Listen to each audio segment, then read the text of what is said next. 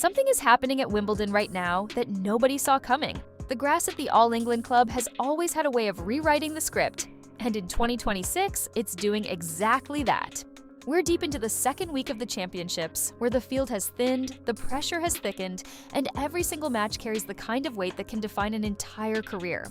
But among all the storylines still alive in this tournament, one stands above everything else. On Monday, July 6th, 21-year-old Eala, the Philippines' rising force and the tournament's 29th seed, steps onto the court to face Italy's experienced 13th seed, Jasmine Paolini, in a round of 16 showdown that has the entire tennis world holding its breath.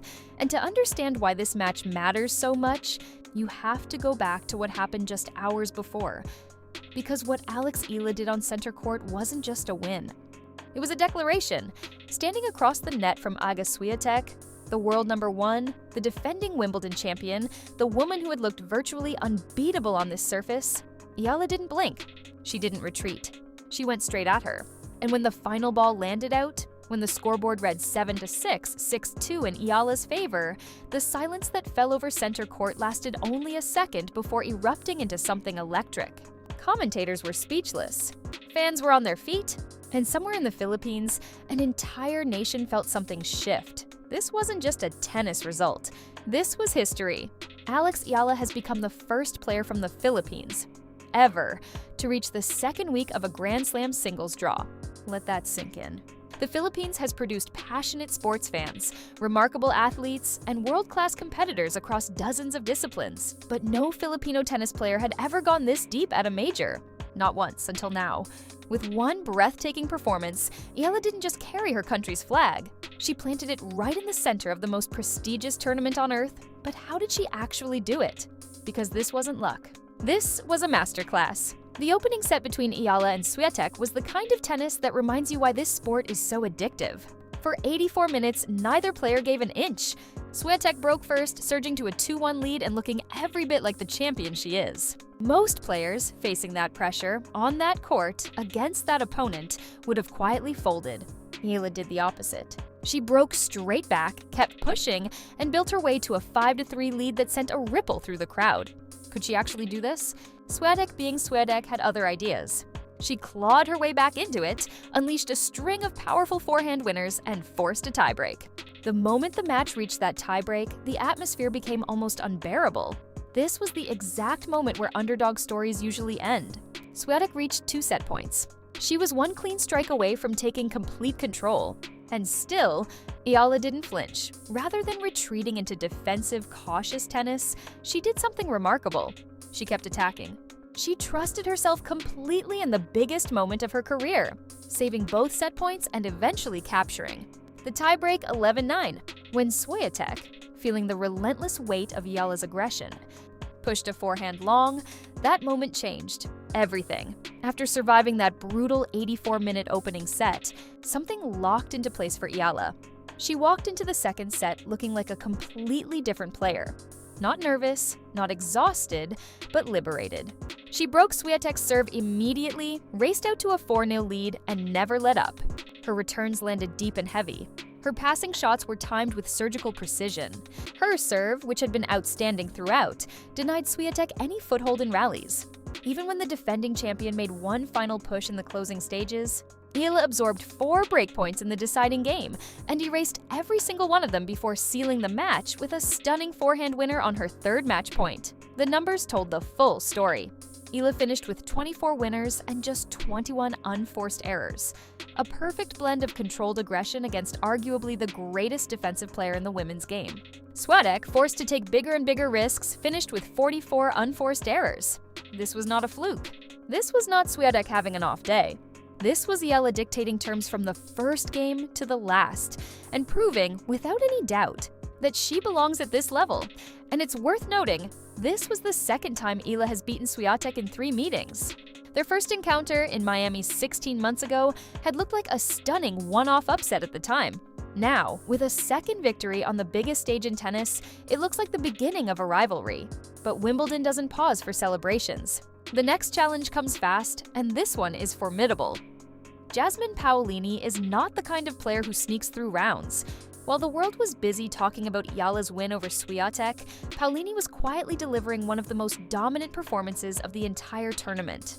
She dismantled Maria Sakkari in straight sets, 6-1, 6-2, in a display that was almost frightening in its efficiency. Her footwork was exceptional. Her heavy topspin ground strokes were controlling rallies from the very first shot. She won 84% of her first serve points, faced just 2 break points the entire match, saved both, and broke Sakkari's serve 4 times using deep, aggressive returns that stripped her opponent of any rhythm. As a former Grand Slam finalist, Paulini knows exactly what second-week Wimbledon pressure feels like. She's been here before. She's felt the weight of a deep run at a major, and she's managed it. That experience is worth a great deal when the grass starts to wear thin and the stakes climb higher with every match. So what happens when these two collide? On one side, Alex Eala, 21 years old, history maker, riding the biggest win of her career into Monday's match. Fearless, left-handed, dangerous on every surface, and clearly playing the tennis of her life. On the other, Jasmine Paolini, experienced, disciplined, ferociously competitive, and currently playing some of the finest grass court tennis of her career. Youth versus experience. Pure aggression versus relentless consistency. Two players brimming with confidence after statement victories. Their one previous meeting, earlier this season in Dubai, ended in Eala's favor.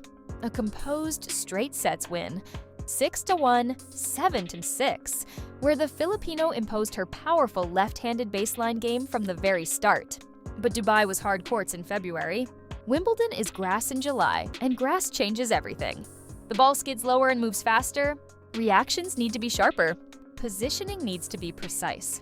You can't muscle your way through points the way you might on clay or hard courts. Every shot has to be thought through a split second faster. Paolini has already shown she's adapted. Her topspin game, which many assumed would struggle on grass, has been adjusted brilliantly. She's meeting the ball earlier, flattening out her ground strokes on the right opportunities, and using her exceptional court coverage to turn defense into offense at every chance. She retrieves shots that would be clean winners against most players, forces opponents into tighter and tighter targets, and grinds down confidence with her refusal to concede a point easily. For Eala, that last point will be crucial. Her formula hasn't changed. Stay aggressive, strike first, trust her instincts, and use her left-handed serve to pull opponents wide and immediately open the court. Her serve was an enormous weapon against Swiatek, winning 73% of first serve points and saving 8 of 11 break points. That same efficiency will be essential here. Because Paolini is one of the best returners on the WTA Tour and will look to stand close to the baseline, deflect returns through the middle, and take away the wide angles that Eala relies on. The baseline rallies between these two should be extraordinary to watch. Eala builds points with her heavy cross-court forehand before suddenly cracking a flat winner down the line. That change of direction has troubled some of the biggest names in women's tennis. But Paolini's speed and anticipation mean that shots which normally end points often don't. They come back again and again until the pressure forces an error. The pressure forces an error. If Eala grows impatient with that, if she starts forcing low-percentage shots out of frustration, Paolini will capitalize ruthlessly. Patience will be just as important as power. There's also a significant mental dimension to this match. After the biggest win of her career, one that made headlines globally, earned praise from legends like Billie Jean King, and sent an entire country into celebration, Eala now has to do something that is quietly very difficult: reset.